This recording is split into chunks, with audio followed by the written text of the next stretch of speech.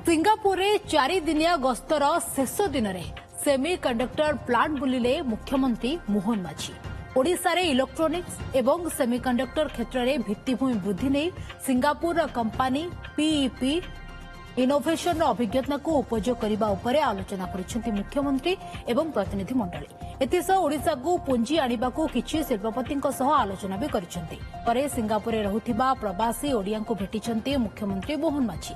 संबोधन कर मुख्यमंत्री कहते ओडिशार विकास पई प्रवासी ओडिया सहयोग आवश्यकता रही। एठाकार ओडिया माने जीए जेउ सेक्टर रे कार्य करुछन्ति से सब क्षेत्र में ओडिशा किपरि आगे पारिबो से नै सहयोग पई आह्वान दैछन्ति मुख्यमंत्री।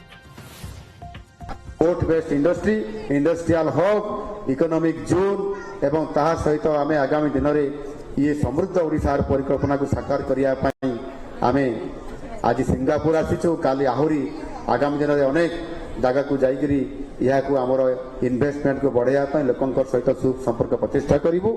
प्रवासी ओडिया भाई भौणी मानकु मु आपण मानकु धन्यवाद दूची आपण मानकु निमंत्रण करुछि। आपण माने समस्ते ओडिशा आसंतु एवं आमर ए जो भव्य कार्यक्रम करा जिबार योजना अछि ते आपण माने शामिल कि ताकु साकार करंतु।